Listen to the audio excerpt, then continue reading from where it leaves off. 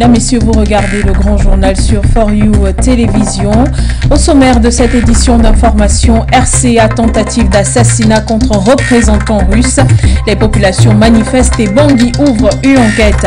Le 16 décembre dernier, c'est un colis piégé reçu par sieur Dimitri Sitii qui lui causa des blessures graves.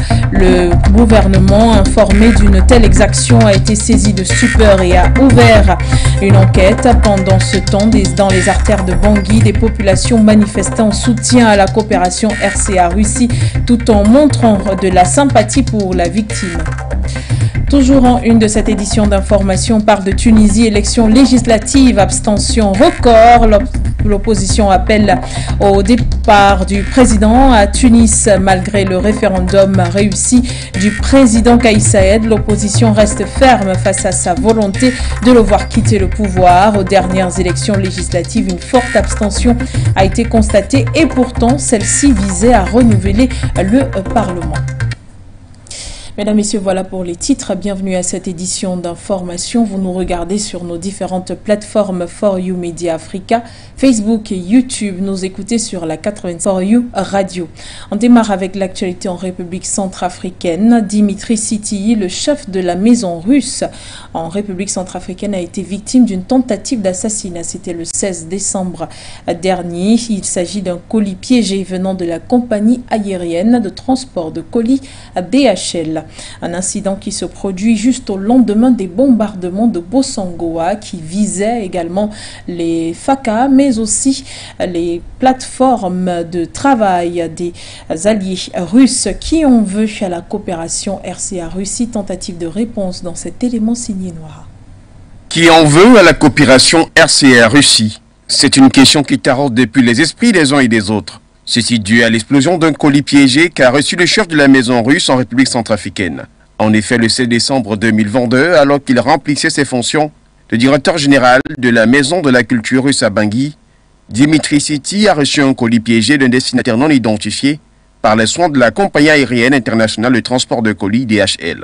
Lequel colis a explosé en plein visage sur le diplomate russe, le blessant grièvement, a indiqué la police à Bangui, Ria Novosti. Un incident qui, au regard des faits, indique clairement qu'il s'agit là d'une tentative d'assassinat. Mais qui vont en découdre avec Dimitri Sitii, à qui profite cette odieuse agression qui en veut à la coopération RCA-Russie. Le premier indice qui attire notre attention est une simple note d'un destinataire inconnu, lui menaçant de la part de tous les Français qui exhortent les Russes à quitter l'Afrique, ce qui vient corroborer avec les propos d'Evgeny Prigodine, le chef du groupe paramilitaire russe très actif dans le pays, lequel a imputé cette attaque au colis piégé à la France. Le responsable militaire russe fait savoir qu'avant qu'il ne perde connaissance, Dimitri Sitii avait entre ses mains une autre menace de la part des Français, le plus haut. À côté de ça, le chef de la maison russe à Bangui avait également reçu des menaces visant son fils qui vit en France en novembre dernier. Le ministère des Affaires étrangères russe, quant à lui, pense qu'il s'agit d'une volonté ferme de vouloir nuire aux relations entre Moscou et Bangui. Cependant, un poids d'ombre se lève de l'avis de certains observateurs sur les mesures de sécurité employées par la Destlehi Blumlin, DHL en abrégé, l'une, sinon la plus grande compagnie d'envoi de retrait des colis dans le monde. Car, quoique confidentiel, il est difficile de comprendre qu'avec les moyens techniques et technologies très avancés, l'on n'y est pas parvenu à déterminer ce pire. La compagnie est d'origine américaine, fondée en 1969. Soulignons néanmoins que, depuis la mise en action de la relation entre Moscou et Bangui, le sol centrafricain, en plus des attaques attribuées au mouvement rebelle, a essuyé plusieurs autres menaces, attaques et contre-publicités de l'extérieur, dont le but était de ternir l'image de marque du Centrafrique, de déstabiliser ses institutions et de vouloir nuire au bon rapport entre la RCA et la Russie. Toutefois, attendons les rapports des enquêtes qui détermineront les vrais commanditaires de cette tentative d'assassinat.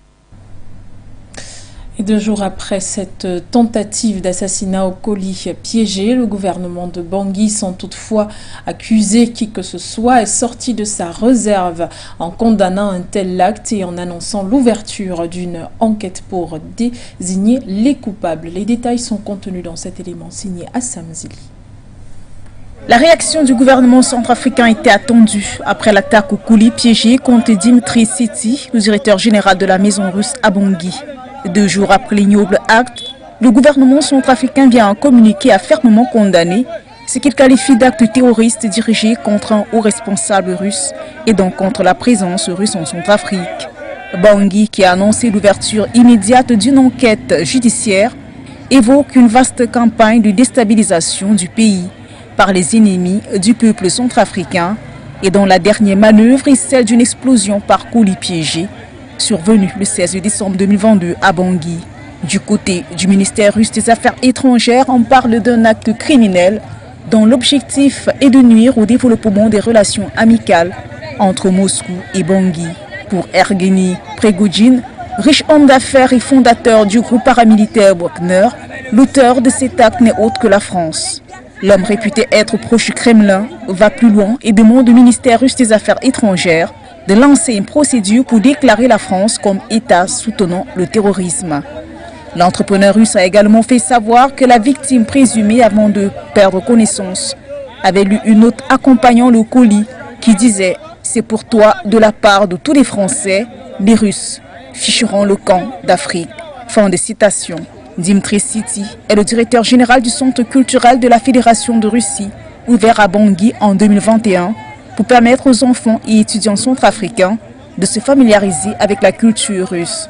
Ce dernier avait déjà reçu des menaces visant son fils qui réside en France. Bien qu'une enquête soit ouverte pour mettre la lumière dans cette affaire, la diplomatie russe a précisé que la maison russe à Bangui restera ouverte et le dispositif de sécurité renforcé.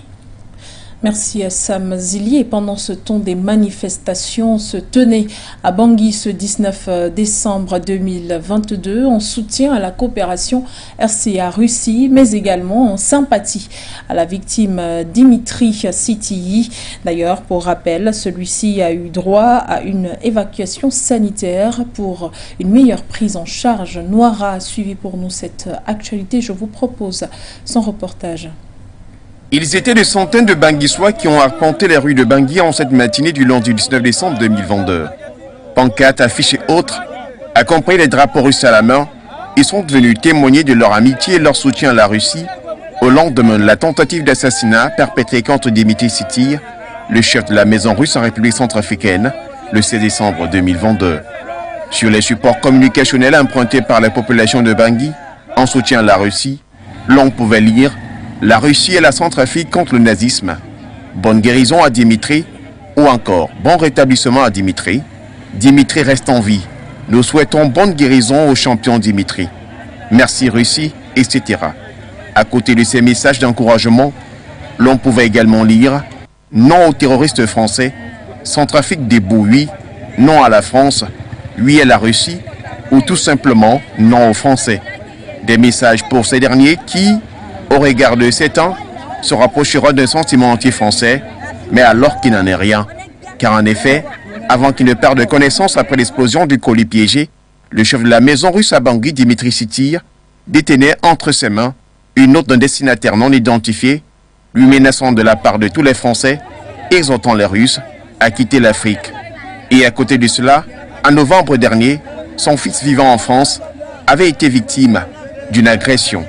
Soulignons néanmoins que pour ce qui est de la relation entre Bangui et Paris, elle a commencé à se dégrader peu à peu que l'actuel régime de la RCA ait décidé de diversifier ses partenariats afin de porter le pays vers le développement. Par ailleurs, les rapports entre la République centrafricaine et la France ont pris de sérieux coups, avec tout d'abord la rupture des accords militaires entre les deux pays et tout récemment la fin du décanat, privilège diplomatique entre Bangui et Paris. Il faut dire cependant que la nouvelle orientation de l'État centrafricain, proche de la Russie et des BRICS, et loin de la France et l'Union européenne, ne plaît guère à 7 ans. Bangui a d'ailleurs été désigné il y a peu comme capitale régionale des BRICS en Afrique centrale. Quant à Dimitri Siti, il a été évacué en matinée du 19 décembre 2022 pour une meilleure prise en charge sanitaire. En Tunisie, à présent, le président est appelé à partir du pouvoir immédiatement par le chef de la principale coalition d'opposants, Ahmed Nedjib Chebi, et ceci après un échec cuisant au premier tour des élections législatives du 17 décembre dernier. Censé renouveler le Parlement et marqué par un taux d'abstention assez élevé. Et Mamouto revient sur cette actualité dans ce reportage. C'est un grand désaveu populaire du processus, commencé par le gel du Parlement et la destitution de son Premier ministre le 25 juillet 2021, avant d'accaparer tous les pouvoirs.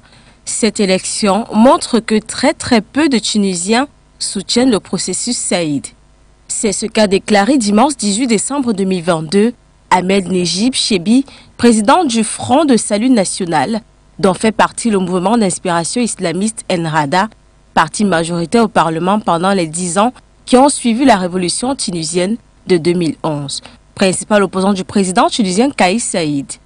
Ahmed Nedjib Chebi a appelé le président Kais Saïd à quitter ses fonctions immédiatement après l'annonce d'un taux de participation de seulement 8,8% au premier tour du scrutin organisé pour renouveler le Parlement. 92% ont tourné le dos à son procès illégal qui bafoue la Constitution et le vote de samedi a été, selon l'opposant, un grand désaveu international. Après son coup de force, puis la dissolution du Parlement, dénoncée depuis des mois comme un coup d'État par l'opposition, le président Kais Saïd a fait adopter par référendum une constitution qui réduit drastiquement les prérogatives du Parlement. Il a également reformé le mode de scrutin utilisé samedi dernier pour les législatives en interdisant toute affiliation politique pour les candidats dont la plupart étaient inconnus, ce qui, pour les experts, a contribué à faire chuter la participation. Rappelons qu'il s'agit du pire taux de participation à des élections en Tunisie depuis la révolution de 2011, qui avait chassé du pouvoir le dictateur Zine El Abidine Ben Ali et fait émerger la première démocratie du monde arabe. La population est très inquiète de la dégradation continue de ces conditions, inflation galopante, chômage très élevé et un taux de pauvreté qui touche 4 millions des 12 millions de Tunisiens.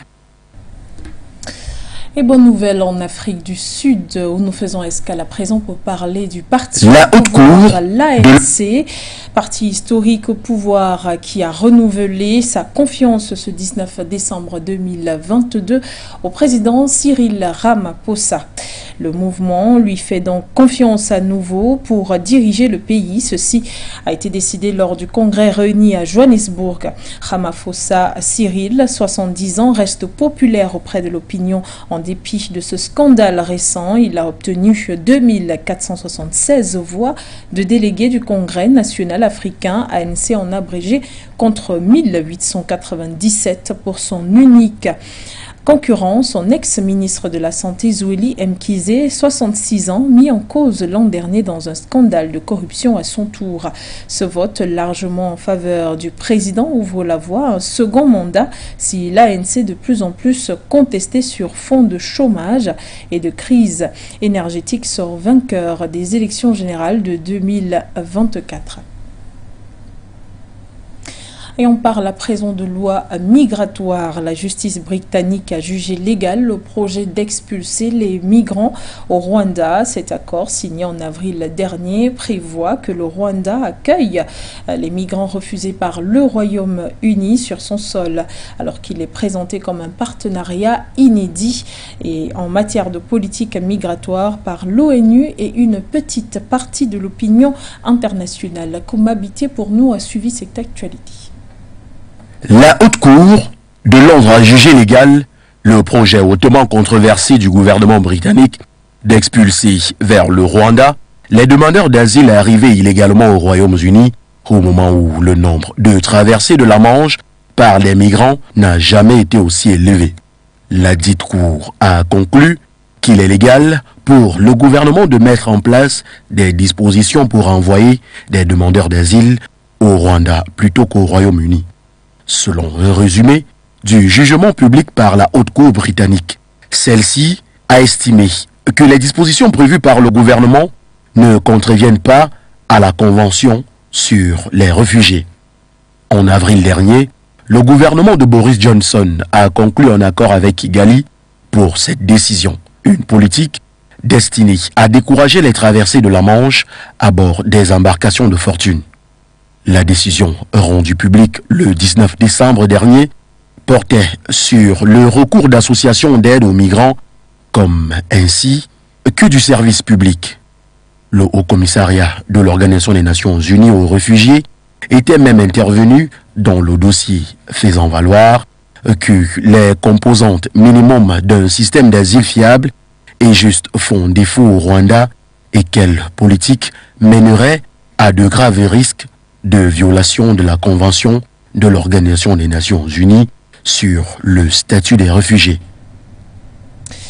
Arrivé en Algérie le 18 décembre dernier, le ministre français de l'Intérieur a remis les pendules à l'heure dans les relations consulaires entre Paris et Alger. Gérald Darmanin a parlé de l'octroi des visas par la France aux ressortissants algériens qui ont été réduits à 30% en septembre 2021, qui sont désormais rétablis à la normale. Kouetchou pour plus de détails dans cet élément. Paris met fin à la crise des visas entre la France et l'Algérie. Au cours de sa visite à Alger, Gérald Darmanin, le ministre français de l'Intérieur, a annoncé un retour à une relation consulaire normale entre la France et l'Algérie, concernant l'octroi de visa par la France aux ressortissants algériens.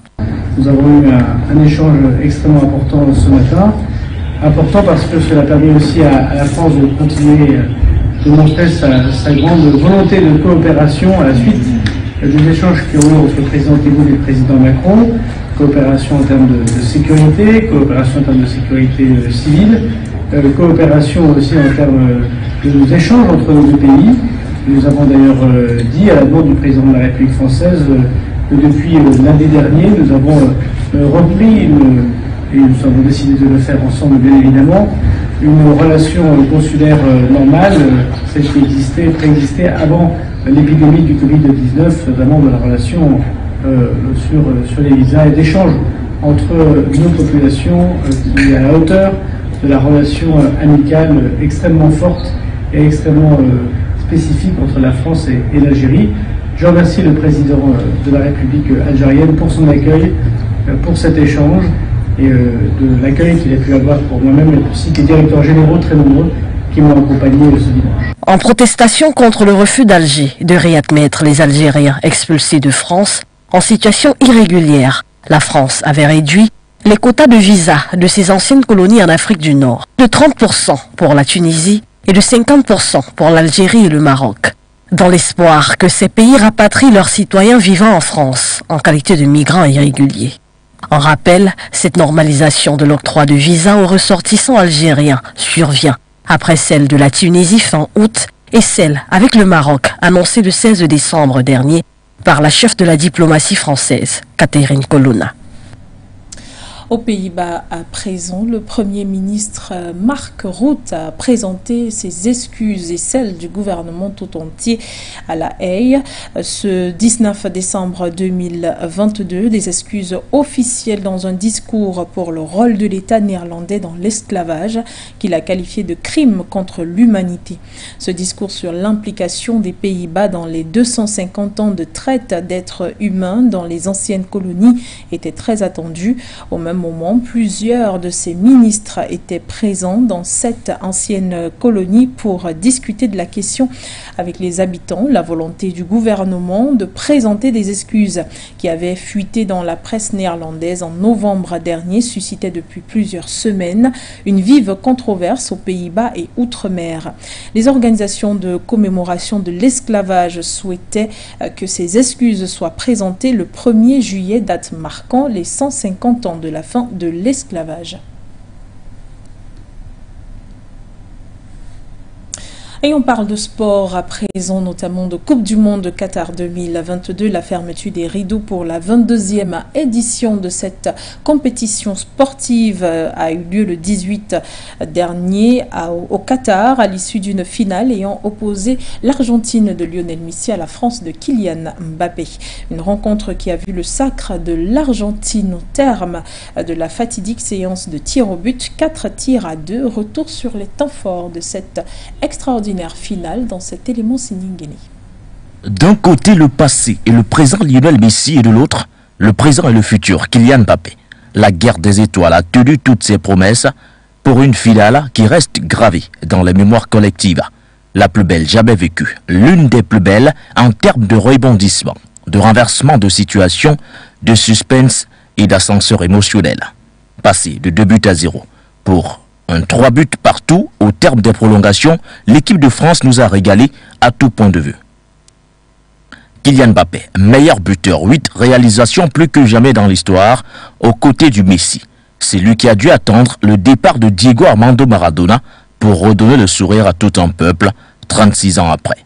Tout est donc accompli pour Lionel Messi, champion du monde pour la toute première fois, qui repart en prime avec le trophée de meilleur joueur de cette 22e édition de Coupe du Monde de football. Des prestations dantesques qui n'ont laissé personne indifférent, à commencer par le roi Pelé, qui, bien qu'hospitalisé, s'est exprimé en ces termes, je cite, « Aujourd'hui, le football continue de nous raconter son histoire, comme toujours, d'une manière passionnante. Quel cadeau ce fut de regarder ce spectacle pour l'avenir de notre football », fin de citation. Un avenir qui se fait également avec l'Afrique, car la légende brésilienne a également laissé un mot gentil pour le Maroc, qui l'a félicité pour son parcours extraordinaire. Quoi qu'il en soit, au Lusail Stadium, pour cette première finale de la Coupe du Monde disputée dans un pays arabe, le football a offert un match de légende avec un scénario de folie et des acteurs exceptionnels. C'est la fin de cette édition d'information. Merci à tous de nous avoir reçus chez vous. Vous nous regardiez également sur nos différentes plateformes Facebook et YouTube For You Media Africa. Nous écoutiez sur la 96.3 FM. Merci à tous. Les programmes et l'information se poursuivent sur nos différents médias. Au revoir Lomé.